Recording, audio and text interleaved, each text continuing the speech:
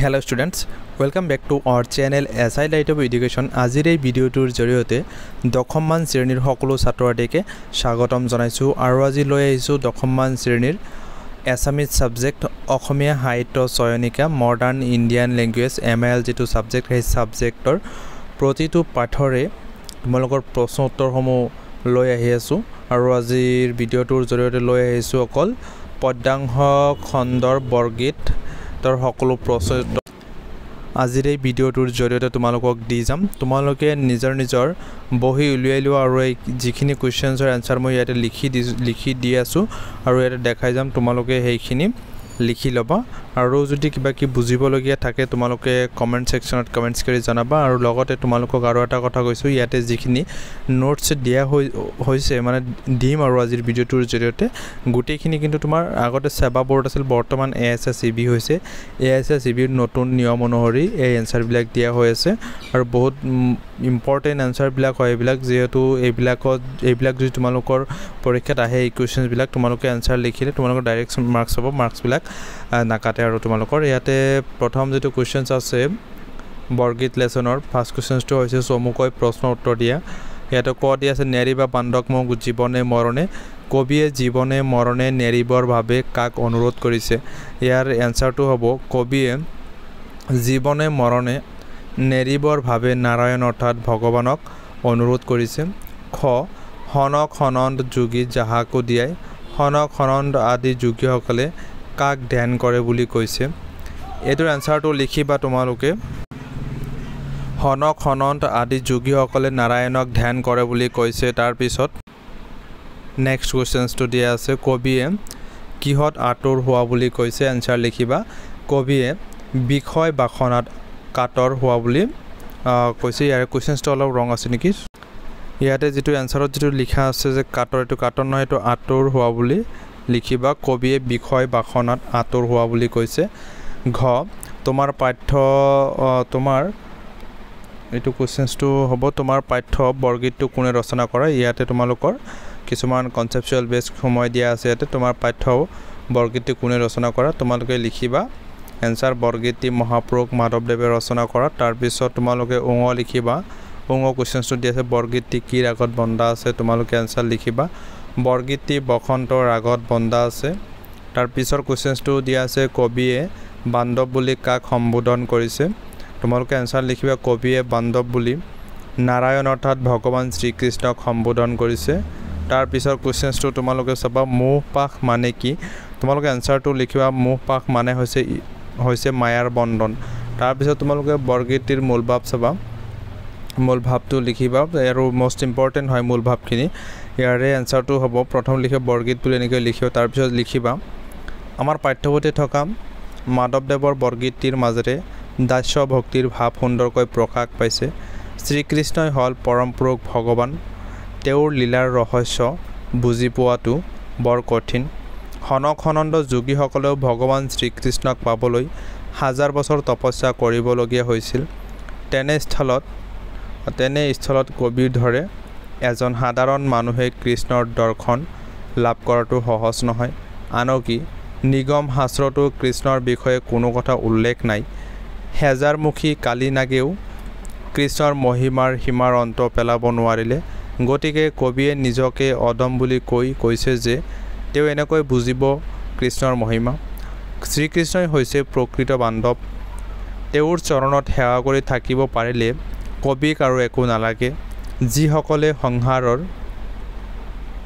বিষয় বাখনাত মজি আছে তেওঁ কৃষ্ণৰ দৰ্শন লাভ কৰিব নোৱাৰে হেয়ে কবিয়ে মায়াৰ বন্ধনৰ পৰা ৰক্ষা পাবলৈ কৃষ্ণৰ চৰণত ঢাক হিচাপে নিজকে সমৰ্পণ কৰিছে তাৰ পিছৰ কোৱেশ্চনটো দিয়া আছে বৰগীতটিৰ চমু পৰিচয় দিয়া আৰু তোমালোকে কিতাপত যিখিনি দিয়া আছে সেইখিনি তোমালোকে লিখিবা 4 নং কোৱেশ্চন দিয়া আছে ব্যাখ্যা কৰা সহস্ৰই বয়নে যাৰ নপাৱন্ত সীমা অদমে জানিব কেনে তোমাৰ মহিমা সহস্ৰ বয়নে যাৰ নপাৱন্ত সীমা অদমে জানিব কেনে তোমাৰ মহিমা এইটোৰ এনসাৰটো তোমালোকে লিখিবা উক্ত বৰগীত ফাকি আমাৰ পাঠ্যপুথিৰ অন্তৰ্গত শ্ৰী শ্ৰী মাধৱদেৱ বিৰচিত বৰগীতটিৰ পৰা তুলি অনা হৈছে যিকোনো ব্যাখ্যা নহকে এনেকুৱাকৈ লিখিব লাগিব যেটো কবিতাৰ নাম আৰু সেই কবিতাৰ ৰচকটোৰ নাম লিখিব লাগিব তেনেকৈ ইয়াতে লিখিছোঁ উক্ত বৰগীত ফাঁকি আমাৰ পাঠ্যপুথিৰ অন্তৰ্গত শ্ৰী শ্ৰী মাধৱদেৱ বিৰচিত বৰগীতটিৰ পৰা তুলি অনা হৈছে।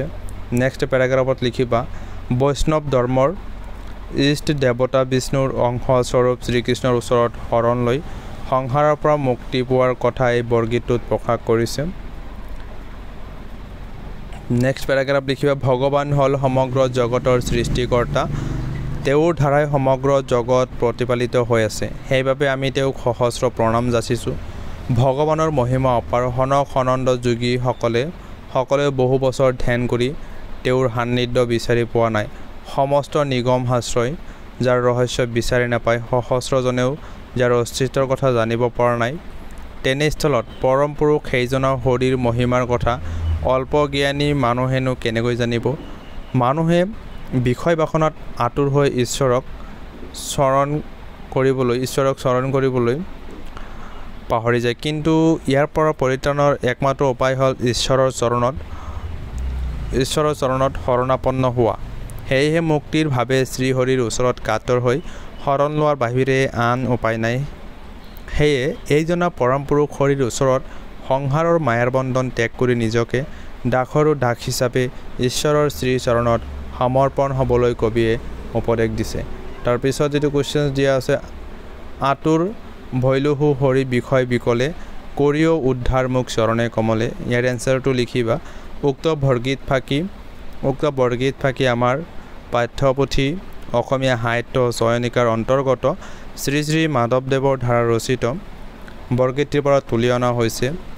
ছেকেণ্ড পেৰাগ্ৰাফত লিখিবা উক্ত পদফাঁকিৰ জৰিয়তে কবিয়ে সাংসাৰিক বিষয় বাসনাৰ পৰা উদ্ধাৰ পাবলৈ শ্ৰীকৃষ্ণক কাটৰভাৱে অনুৰোধ কৰিছে। ছেকেণ্ড পইণ্টটো তোমালোকে লিখিব পৰা হ'ব লাগিব, তাৰপিছতে তোমালোকে বাক্যখিনি লিখিব পাৰিবা। ইয়াৰ এনচাৰ লিখিবা কবিৰ মতে এই সংসাৰখন মায়াজালেৰে ভৰা, এই সংসাৰৰ মায়ামোহত আবদ্ধ হৈ সকলোৱে ভগৱানৰ কথা পাহৰি যায়, তেওঁক স্মৰণ নকৰে, শ্ৰীকৃষ্ণৰ মহিমাৰ কথা বুজি নাপায়, তেওঁৱেই যে আমাৰ মুক্তিৰ পথ মুকলি কৰি দিব পাৰে এই কথাৰ পৰা সম্পূৰ্ণ অজ্ঞাত। কিন্তু কবিয়ে এই কথা বুজিব পাৰি ভগৱান শ্ৰীকৃষ্ণৰ চৰণ কমলত হাতযোৰ কৰি ভগৱানক কাকুতি কৰিছে। ভগৱানক কবিয়ে তেওঁৰ চৰণ কমলত উঠাই দি উদ্ধাৰ কৰিবলৈ আহ্বান জনাইছে। এইদৰে ভগৱানৰ ওচৰত নিজকে সমৰ্পণ কৰি উদ্ধাৰ লবাৰ বাসনা বৰগীত ফাঁকিৰ মাজেৰে প্ৰকাশ পাইছে। তাৰপিছত কুৱেশ্যনটো দিয়া আছে তোমাৰ চৰণ দুই মোৰ মহাদন, ভকত জনেৰ নিজ তুমিছে জীৱন। ইয়াৰ এনচাৰ লিখিবা উক্ত কবিতা ফাঁকি আমাৰ পাঠ্যপুথি অসমীয়া সাহিত্য চয়নিকাৰ অন্তৰ্গত মহাপুৰুষ শ্ৰী শ্ৰী মাধৱদেৱৰ দ্বাৰা ৰচিত বৰগীতটিৰ পৰা তুলি অনা হৈছে। ছেকেণ্ড পেৰাগ্ৰাফত লিখিবা ভগৱানেই ভকতৰ ত্ৰাণকৰ্তা, তেওঁৰ চৰণ যুগলে যে ভকতৰ ভাৱে পৰম ধন, তেনে এটি ভাৱ প্ৰকাশৰ ভাৱেই বাক্য বৰগীত ফাঁকিৰ ইয়াতে বৰগীত টাকি ৰৈছে, বৰগীত ফাঁকিৰ অৱতাৰণা কৰা হৈছে। নেক্সট পেৰাগ্ৰাফত লিখিবা ভগৱানৰ একান্ত ভক্ত মহাপুৰুষ মাধৱদেৱে ভগৱানকে কাটৰ সৰ্বস্ব বুলি গ্ৰহণ কৰিছে।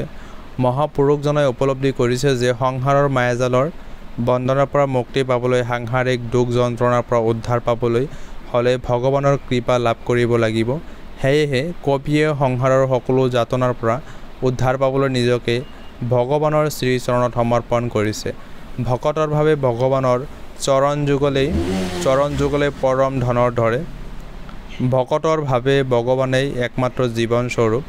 এইদৰে ভগৱানে যে কেৱল মাত্ৰ মুক্তিৰ পথ, সেয়া এই বৰগীত ফাঁকিৰ মাজেৰে প্ৰকাশ পাইছে। তাৰপিছত যিটো কুৱেশ্যন দিয়া আছে 5 নং সনন্দ যোগী যাহাকো দিয়ে সকল নিগমে যাক বিচাৰি নাপায়, তাৎপৰ্য বিচাৰ কৰা। এনচাৰ লিখিবা উক্ত বৰগীত ফাঁকিৰ জৰিয়তে মহাপুৰুষ শ্ৰী শ্ৰী মাধৱদেৱে পাৰহীন মহিমাৰ গৰাকী নেদেখাজনৰ গুণানুকীৰ্তনত ব্যস্ত হৈ পৰিছে। ভগৱানৰ অপাৰ মহিমা প্ৰকাশ কৰাৰ প্ৰসংগত ভগৱানৰ বিষয়ে এনেদৰে কৈছে।